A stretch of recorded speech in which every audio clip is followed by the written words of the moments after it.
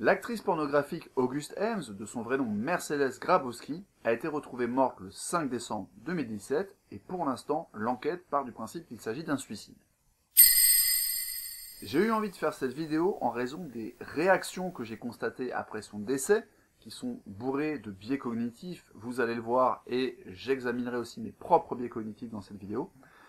Mais je me dois évidemment de faire une remise dans le contexte pour qu'on puisse comprendre cette histoire correctement. Le 3 décembre 2017, Auguste poste sur Twitter un petit tweet sur lequel elle explique qu'elle a annulé le tournage d'une scène pornographique qu'elle devait faire parce qu'elle a découvert que le partenaire avec qui elle allait tourner avait fait du porno gay auparavant. À partir de ce moment, Twitter se divise en deux camps. Il y a celles et ceux qui affirment que Auguste est homophobe, et puis il y a celles et ceux qui rappellent que petit 1, elle fait ce qu'elle veut avec son corps, c'est un principe de base du consentement et du droit de disposer de son corps, et surtout, c'est pas de l'homophobie, c'est que les standards, notamment au niveau des tests HIV, sont différents dans l'industrie porno gay et dans l'industrie porno hétéro. Auguste répond alors que petit 1, elle ne peut pas être homophobe puisqu'elle aime elle-même les femmes, ce qui fait d'elle une bisexuelle, et petit 2, elle rappelle tout simplement que c'est son corps, qu'elle fait ce qu'elle veut, et que, à partir du moment où elle a des suspicions sur la manière plus ou moins dévergondée dont vit sa vie sexuelle l'intéressé, notamment sa vie privée, en dehors des tournages et des standards de l'industrie, eh bien, c'est sa liberté de se protéger et de protéger sa santé. Il y a une limite qui est infranchissable, c'est celle du consentement et de la liberté d'Auguste Hems et de toute personne dans ce bas monde à disposer de son corps. Alors, je sais qu'il y a des pays où cette liberté n'est pas très bien comprise pour l'instant. Il y a même des personnes au sein des pays les plus civilisés qui ont du mal à le comprendre. Mais je m'en fous. Il y a un moment, une personne dispose de son corps, et si vous prétendez lui imposer autre chose, ça s'appelle du viol. On pourrait évidemment essayer de nuancer le débat en se disant que là, il ne s'agit pas d'une relation privée, mais d'une relation professionnelle, et qu'en tant qu'actrice, elle doit coucher avec des gens, etc. Alors, elle doit, non, ça dépend après des rapports que tu as avec ton agent, etc., mais a priori, même si c'est ton métier de coucher avec des gens, tu es libre de refuser certains tournages. Venons-en donc à ce qui s'est passé le 5 décembre, puisqu'apparemment, elle a mis fin à ses jours. Suite à ça, Twitter, là encore, se scinde en deux camps. Il y a ceux qui disent que la communauté LGBT l'a tuée, carrément, et puis il y a ceux qui disent que c'est bien fait pour elle, en gros, de toute manière, il y a des tas d'homosexuels qui se suicident à longueur d'année, donc il n'y a pas de raison de s'émouvoir spécialement du décès d'Auguste. Je vais procéder par étapes parce que je vais d'abord m'intéresser aux généralisations et ensuite on va parler du biais de causalité. Voici par exemple le tweet de quelqu'un qui affirme que la communauté LGBT s'est transformée en lynch mob, donc une mafia, voilà, des hommes de main qui vont lyncher les gens. Alors, le problème déjà dans cette phrase, c'est que c'est une généralisation abusive qui extrapole sur toute la communauté LGBT, mais c'est aussi l'occasion de souligner que le terme LGBT lui-même est un putain d'amalgame, parce que mettre dans le même sac des homosexuels hommes, des homosexuelles femmes, des trans, alors transgenres je suppose, mais on pourrait aussi parler des agenres, des non-binaires, des gender fluides, et des bisexuels, ben en fait, ça a juste pas grand chose à voir, à part le fait de pas être hétéro. C'est aussi stupide que si vous mettez dans le même sac les asiatiques, les africains, les sud-américains et les natifs américains. Juste au prétexte qu'ils sont pas blancs.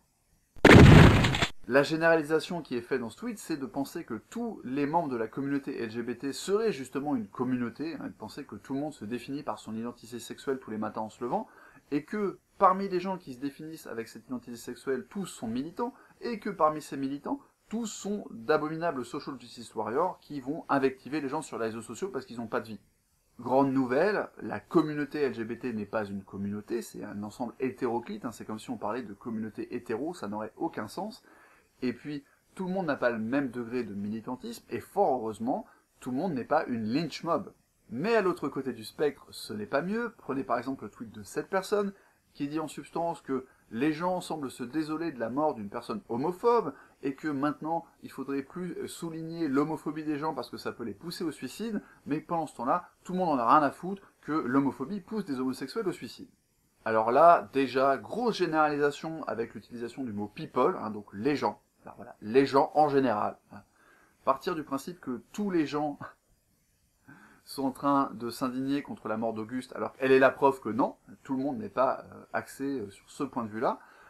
Généraliser en partant du principe que tous les gens n'en ont rien à foutre des suicides d'homosexuels, ce qui, là encore, est une contre-vérité totale, c'est pas factuel, il suffit d'aller chercher sur Twitter, d'aller chercher même globalement sur Internet, tous les gens qui déplorent les suicides homosexuels, etc. Donc, c'est profondément stupide. Tout ça, c'était pour souligner les biais cognitifs, et notamment la tendance à la généralisation des uns et des autres, mais je voudrais aller plus loin, je vous l'ai dit, on va parler du biais de causalité. Le cyberharcèlement a-t-il tué Auguste Hames? À titre personnel, je me dois de vous dire que je pense que la réponse est oui. Voilà, ça c'est dit. Maintenant, il s'agit peut-être d'un biais de confirmation de ma part et d'une erreur de causalité. On découvre en effet que d'après certains proches d'Auguste, elle aurait été dans un état dépressif. Et une dépression, ça n'apparaît pas en 48 heures. Quand on va regarder un petit peu son profil Twitter, on s'aperçoit que un de ses tout derniers tweets, après la polémique et avant qu'elle se suicide et qu'elle dise « fuck you all », c'était de parler de café et de weed. Alors, vous savez, hein, j'essaie de jamais être moralisateur sur le cannabis, etc., parce que j'en ai fumé moi-même pendant 13 ans, mais je suis pas sûr que lorsqu'on est dépressif, fumer du cannabis soit une bonne idée. Est-ce que je suis en train de dire que c'est le cannabis qui a tué Auguste? Absolument pas, c'est absolument pas ce que je dis.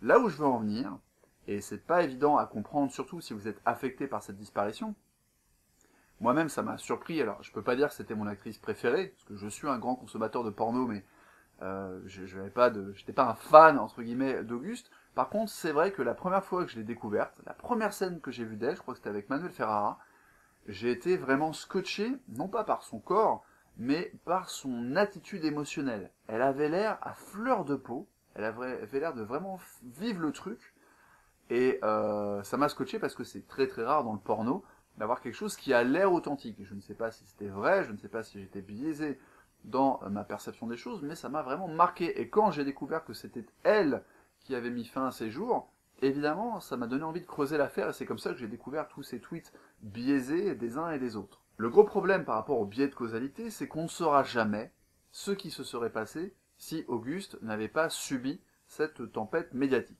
Dans l'hypothèse où elle aurait réellement été dans un état dépressif, elle se serait peut-être suicidée 6 mois plus tard, 6 jours plus tard, 2 semaines plus tard, on ne peut pas savoir. Ça ne veut pas dire que le cyberharcèlement qu'elle a subi n'a pas causé, n'a pas influencé son vécu, c'est une évidence. Pour le savoir, en fait, il suffit d'aller regarder les tweets, de voir ce qu'elle répondait, de voir qu'elle était affectée par ça, qu'elle a posté plusieurs choses sur la question, qu'elle a dit que les gens avaient vu de la malice dans ses propos alors qu'elle voulait juste disposer de son corps, etc. Donc on peut voir que ça l'a affectée. Ça, c'est vérifiable justement parce qu'on voit qu'elle réagit à ce stimulus qu'est le cyberharcèlement. Par contre, on ne peut pas savoir ce qui se serait passé en l'absence de ce cyberharcèlement. Et en fait, d'un point de vue scientifique, d'un point de vue de la rigueur intellectuelle totale, on ne saura jamais si Auguste M se serait suicidé, même sans le cyberharcèlement. Quand je pars de l'hypothèse que c'est le cyberharcèlement qui a poussé Auguste au suicide, en fait, je m'appuie sur mon système 1, ce que Daniel Kahneman appelle le système intuitif ou automatique, et qu'il oppose au système 2, qui serait le système analytique. Et d'ailleurs, aller remettre en cause mon biais de causalité, ça me demande de passer par mon système 2. Tout ça, ce sont des choses que j'ai évoquées dans l'épisode numéro 2 de Check tes biais, ce sont également des choses que Hygiène Mentale a évoquées dans son épisode sur les 2 vitesses de la pensée. Et ça demande un effort de passer par ce système 2. Ça demande un effort de ne pas juste écouter l'empathie ou la tristesse que je ressens envers son décès, le sentiment d'indignation que je ressens en voyant des gens dire des choses énormes des deux côtés du camp politique, sachant qu'en fait pour moi c'est pas des camps, c'est juste des cancres. Ce sont des gens qui disent des bêtises, qui sont complètement justement biaisés, qui sont pas capables d'aller chercher, faire de l'analyse dans leur système 2. Alors c'est vrai que Twitter, de par la réduction de format, ne pousse pas les gens ne permet pas en tout cas de faire des posts très très fins, c'est compliqué, hein.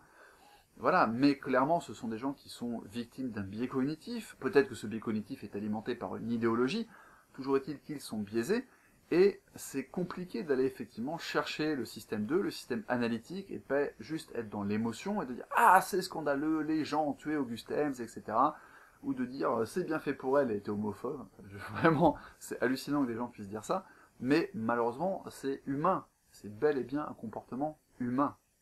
Moralité, je vais garder ma conviction que le cyberharcèlement a poussé Auguste Hames à se suicider, mais je vais le nuancer, je vais garder une sorte de marge de manœuvre, de sécurité, en me rappelant qu'on n'aura jamais la certitude absolue qu'elle ne se serait pas suicidée 2 semaines plus tard en l'absence de ce phénomène.